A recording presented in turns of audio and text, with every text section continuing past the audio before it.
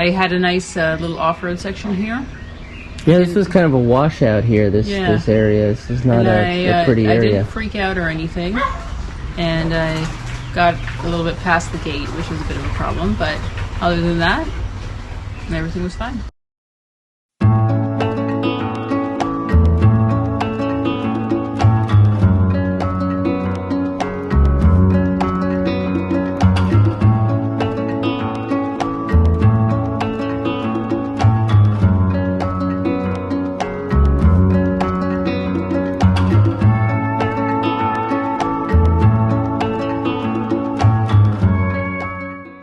We're riding to go up to Sayashe, and in Sayashe is where we're going to meet the boat captain, and he's going to let us park our bikes at his home to keep them safe, and then he's going to take us to the lancha, his boat that takes about an hour to get to this luxury eco lodge on an island, and that's where we're going to stay tonight.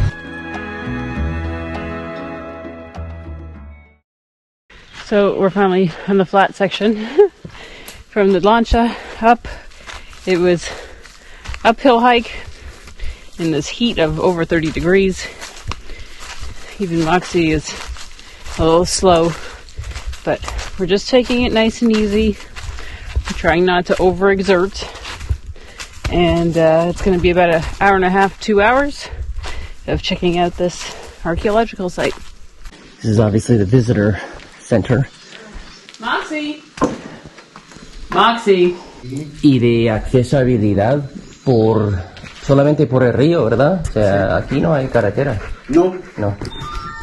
Hay en unas comunidades, pues está como a 2 horas de camino de aquí para Ajá. Wow. Entonces, uno tendría que caminar 2 horas por la selva para llegar a una comunidad que sí tiene acceso por terracería, me imagino, hasta la carretera principal. Wow. O por el río, hora y media. Nicolás, ellos que están aquí en este momento, que cuidan el sitio, ellos viven aquí. Sí, ellos son, ahí está la guardianía. Ellos trabajan 22 días. 22 días. Oh, wow. Sí, a los 22 días salen 8 días de descanso. Para si cuando vinieran los contrarios, ahí caían. O quedaban clavados como que se caiga uno y que se le meta la estaca en la barriga. Entonces se iban moviendo y ahí quedaban ensartados. Is he going to pee? Yeah, he's finding us something. Or is he finding us something? Molido y luego hacían la masa y luego la hacían, de ahí hacían la tortilla. Tortilla o atol, cualquier cosa. Ajá. Ah, ¿es una semilla de árbol? Sí, semilla de árbol. Se llama ujuste. ¿De cedro? Ujuste. No, De otro árbol. de otro árbol que se llama ujuste. Eso lo utilizaban para comer. You want to try and chomp down on one of those and see if your teeth survive? The seed, it produces oil to make soap and products for your skin. No kidding. Yep. So it's like multi-uso. And you use it for gels or jams. You can eat it fresh. As if you thought Jessica knew all that just off the top of her head. She definitely knows how tasty this zapote is. Here's some monkey poops. Where? Back there. Yeah. Now you know what it looks like. I absolutely now know what it looks like since he pooped it onto your face. Only a piece came on my nose. Oh, he's pooping. That was a poop and a pee. Oh. Did it get I got you? a bit of it on my nose. Oh. Jessica, do you know that in the telling of this, it will expand to the point where it like showered down monkey diarrhea onto your face and into your mouth and into your eyes. Just give it a few months and that's what the story I'll be telling. So one of the challenges with having Moxie on hikes is that whenever we have a guide, she always needs to be ahead. But because she has her back issue, she often struggles with going up the stairs. And then so she just blocks the people who are walking up the stairs. Especially when people have a big knife, it's not so smart. Este era como una vivienda donde vivían, donde tenían supuestamente todas sus pertenencias. The Aguateca Mayans did very good in the placement of their city because Nicolás has signal. So I don't know if he's got LTE, maybe some 3G, but good placement, good thinking. So we got up to the mirador, and you can actually see the whole river, or part of the river that we came around. Junio, julio, agosto, septiembre, octubre, ya casi, ya. Está inundando toda la tierra. So Nicolas was saying that this whole area here floods 2 to 3 meters when the rains really come strong.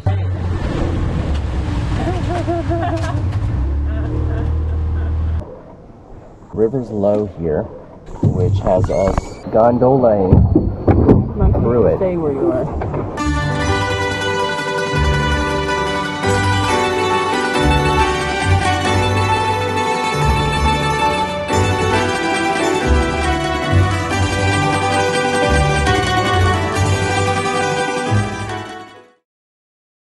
Let me tell you a little bit about the Go Roughly Around the World adventure, supporting Girl Up. It's going to be an 18-month adventure across 5 continents, where I'll be riding my motorcycle with Moxie on the back in her K9 moto cockpit. The fundraiser is to support Girl Up, which was founded by the United Nations Foundation, and their whole goal is to do leadership and development training for girls around the world. They work in over 120 countries, and they have helped over 90,000 girls. The goal is to raise $100,000 for Girl Up during this adventure. So I really hope that you'll go to GoRuffly.com/world-adventure to donate today and help us reach that $100,000 goal. Okay, so we just got off of the boat, and we got our pickup, brought us back here where we left the bikes. Bikes are safe and sound, and now it's all about packing up our stuff, putting back on our heavy motorcycle clothes in this 35, 36 degree weather, and then heading off to El Remate, which is about 2 hours and 10 minutes away. We do have to put the bikes on the ferry to cross this little river again.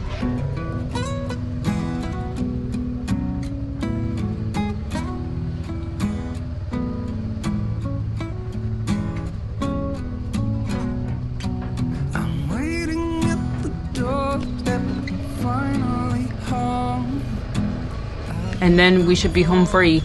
I told her we would be there between 6:30 and 7, and I really didn't feel so bad with us taking our time, and hopefully that by the time we get there it'll have gotten, I don't know, 5 degrees less, so it's 30 degrees. And then you stood there smiling at me as so many times before. This has been another long day. Okay, so what do you have to say? It's hot, but look, I put the fan on. Sweltering. And I open the window in there. It's cooler outside.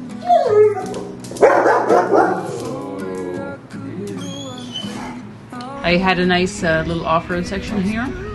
Yeah, this was kind of a washout here. This area. This is not a pretty area. I didn't freak out or anything, and I got a little bit past the gate, which was a bit of a problem, but other than that, everything was fine. All right, let's unpack and put on shorts.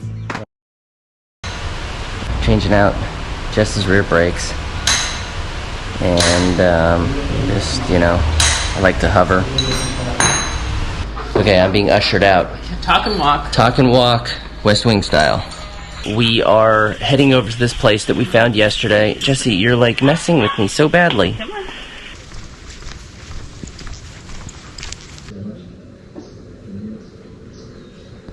Two for me, one for Jess. I like to double fist my fruit drinks. So we had a very successful work day, I think. Jess was a bit of a stress ball for much of it because she had a lot on her plate. I got to sit and do my work bare-chested, which was nice, shirtless, and even took a couple of customer calls that way, which is kind of nice too. Nobody even knew. It's just after 6 in the morning, and the bikes are all packed. Jess is showering. I get to go next.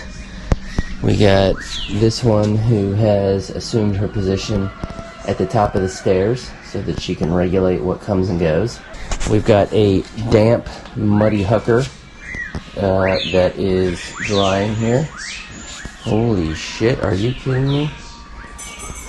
That is a white cat that is approaching on the balcony here. Moxie has taken notice, but appears not to be doing anything. But by the size of that breathing, she's clearly intent. Oh, there we go. Oh, Moxie, that was a surprisingly poor showing. So Moxie has been a bit of a pain this morning. She's been like chasing cats in the back. Oh my god, that was like the least graceful thing I could do. Whew. Okay, Moxie, turn around.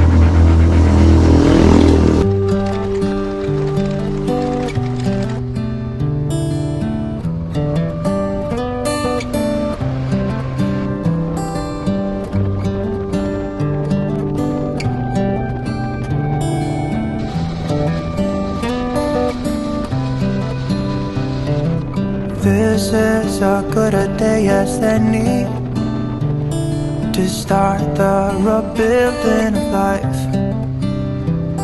The roads that lay open are many when the old one's gone under the knife. And I can feel the sun on my skin. We are here. Where is here? What's the name of this place? Finca T-Jax. So this is a jungle lodge by Rio Dulce, and their thing is, so you kind of, okay, there's bugs around, be careful. And then from here, like, you're hoofing it. So they've got this wooden bridge across a moat or whatever it is. Senderos resbalosos. Resbalosos is like slippery. Oh. So I guess the rocks get... Oh, Moxie, this is a perfect time and place for you to be doing exactly this. Makes me so happy. Yep, okay, clean it out. Clean out that colon. I think it's gonna be nice. I hope it's just like not like a huge walk, and that we're safe here with our bikes. But there's other cars here, and like we're close to the little house here. Yeah, I think this is gonna be fine. We can chain our bikes together. It sounds like I'm gonna have to come back out later to go to the bank. Go to the bank because we are cash poor right now. All right, so we're on the dock part, which has its own, intrigue to it. We're over the river here. All right, so we're heading over to the pool because why wouldn't we? And we're gonna have a nice cool down, and then maybe we'll throw Moxie into the swamp water. Over here, Moxie. And she can go fish for crocodiles. Let's go. Oh no, Moxie. Oh no. So this is the first time where we've actually been able to enjoy the full day at a place that we're staying at for the night. It's not something that we normally do when we come to these places, normally because we end up coming in really late or in the evening time, and by then we just sort of want to eat and relax. I am headed out once again to visit the bank because we are low on funds.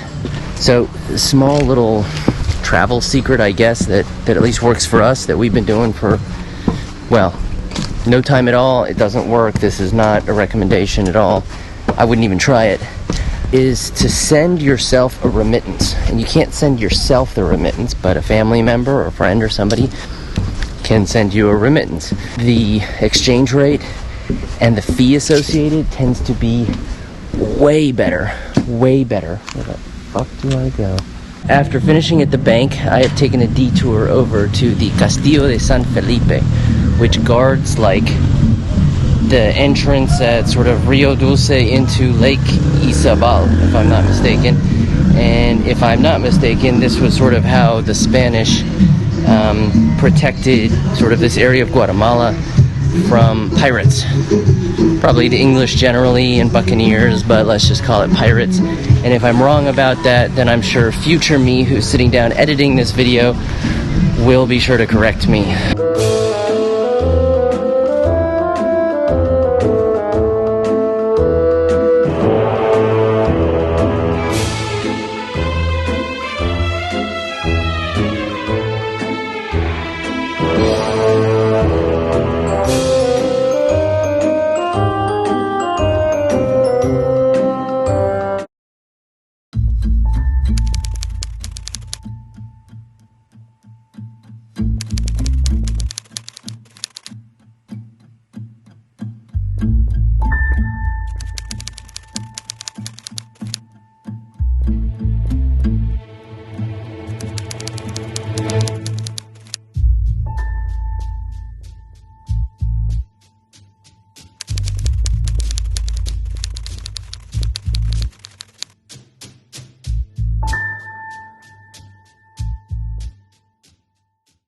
Okay, so this morning started off with all the intentions to get out of here early, get going, and get over to Puerto Barrios to catch a series of boats that'll take us over to our sort of next destination.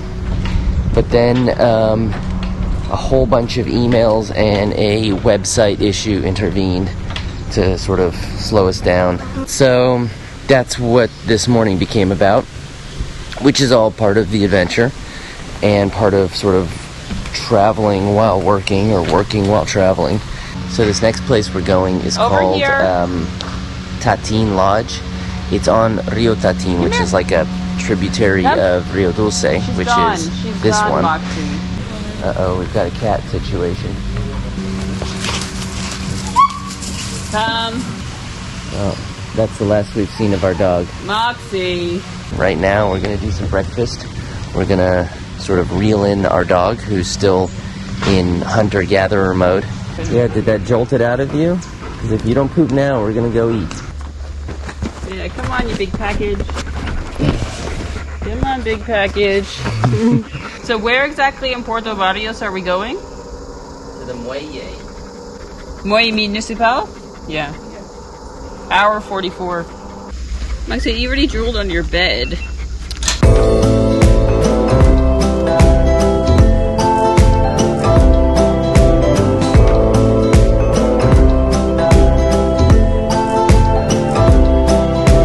Whispers in the morning, whispers wakes me up. I can hear your words there, whispers that you're mine.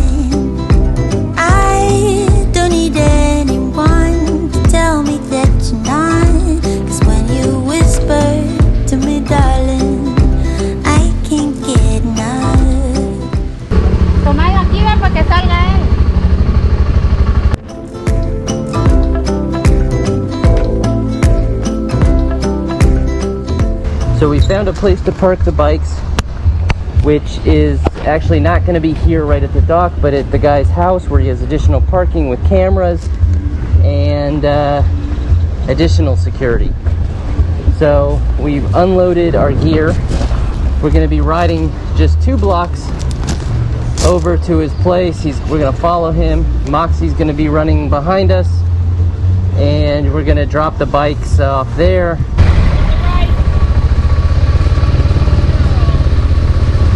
And then come and see what the lancha situation is. Yeah, that's hot. No pants. All right, so bikes are staying here under the roof, nicely shaded, guarded, security cameras. Lo de la lancha, ¿cuándo sale? Le faltan 8 personas y voy a tardar lo máximo 45 minutos. Lo de la perrita, puedes subir en la lancha, ¿no? Hay que preguntarle a la capitán. A la perrita me la puedo quedar yo. ¿Cuántos chicos van? ¿Cuántos van? Somos 2, mi esposa y yo. Ok. Sí, me tienes que dar un adicional por la niña. ¿Cómo se llama? Se llama Moxie. Moxie. Hembra. Oh. Sí, 20 quetzales. Gregory's busy over here. We got cockpits being built, so my builder is asking me questions sort of on the fly, which is how we roll. He always likes to just double check things, you know, the whole measure twice, cut once. Our guy has definitely been taught that. I do not enjoy this at all. We're in the front of the boat, which has been taking all the beating. It's really sucked. So our boat just died in the middle of the fucking ocean. What's happening? I really don't know. I think he's probably refilling the tank with it from a jerry can. I, for one, am perfectly happy to have this little break. What are you doing here? Well, I'm supporting, so I have to bring my laptop everywhere because of work stuff. This is a work trip. And, you know, like being up in the front of the boat here, that just gets smashed and smashed. And I'm like anal and neurotic, I admit it. But the last thing I need is for my MacBook to just get pulverized because I wasn't careful enough with it. So that's what I'm doing. I'm like a 30-minute shock absorber here. Bienvenidos a Livingston. Gracias.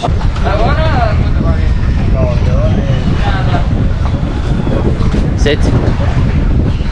So we're supposed to get the hotel lancha to our hotel. Ah, justo a tiempo, ¿eh? No, pero está bien.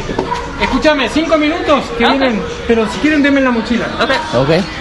Who wouldn't want to be on this beauty? Or either of these twin beauties? Maxie, you're snorting. I know you're hot. You're snorting. Okay, this one is going to be better, I'm sure. This is definitely going to be a smoother ride. We are further back on the boat, which makes a huge difference. So huge of a difference that it's huge. You can't even pronounce the H. It's just huge, the difference. Also, we're on the river now. Yeah, So we're not actually in the ocean. Open seas, the high seas. Yes, this is definitely much more our speed.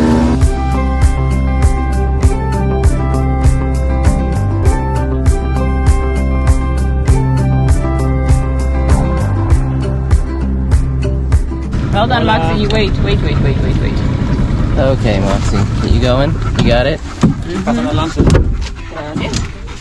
Moxie, over here. Up. Am I gonna have to help her? Over here. Step here. Good girl. Over here. Good. Oh, Moxie, not good.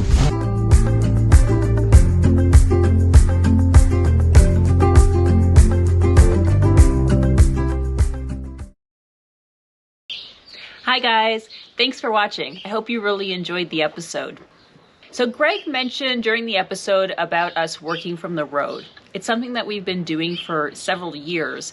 And now with our big around the world trip coming up, it's something that we're going to be doing pretty frequently. So I just wanted to talk through what our plan is about working from the road.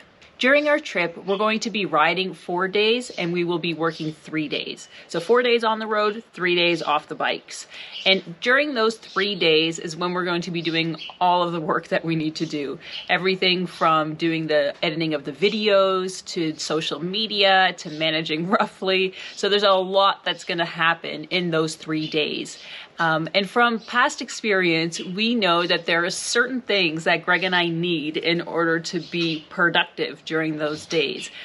So I want to just talk through about what those things are. So the first thing to make the most out of the time that we've got is we need to make sure that we're in a comfy and quiet place. We've had that situation where we say, oh yeah, we'll just go to that cafe. It looks really cute and we can just hang out there and we can work.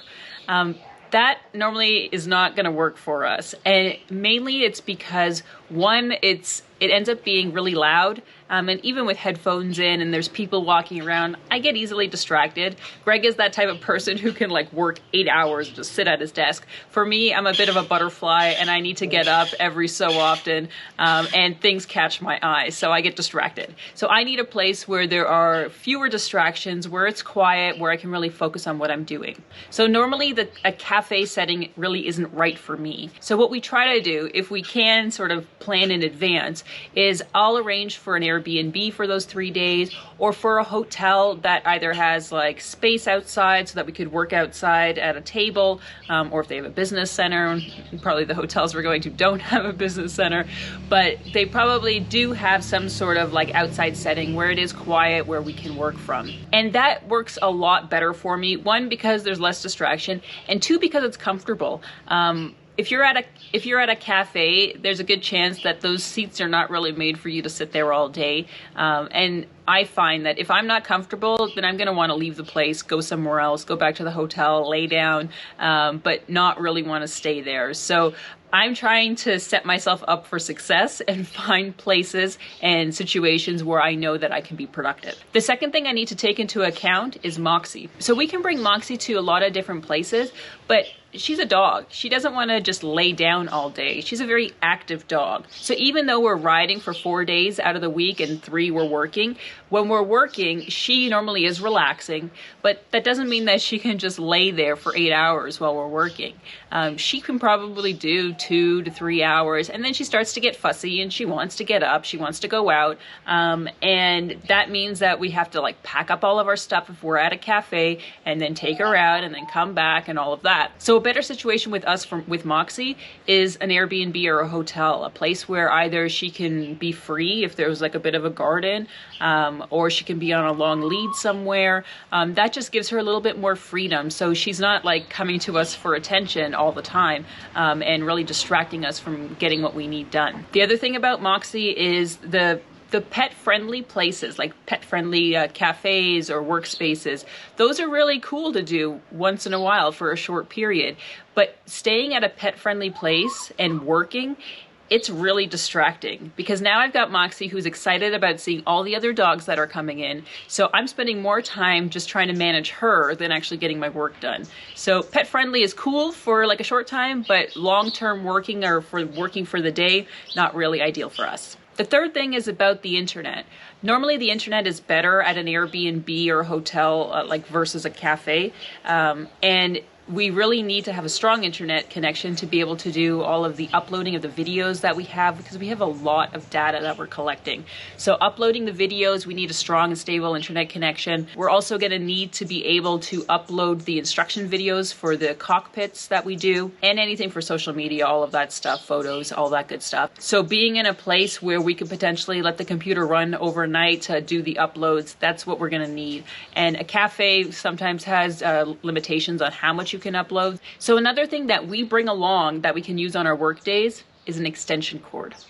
I know it might sound like silly to bring in extension cord, but we have found through our experience that a lot of places outside of the US will only have one outlet in the room, in a hotel room, for example. So the last thing that Greg brings along for working on the road is an external monitor. It's not that big, it's about 15 inches, and it's like quite thin, so it doesn't take up too much space.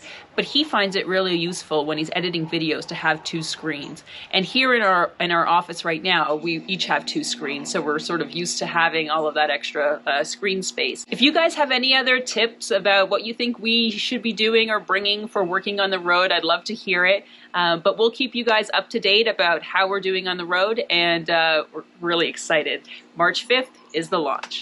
Okay guys, we'll talk to you soon.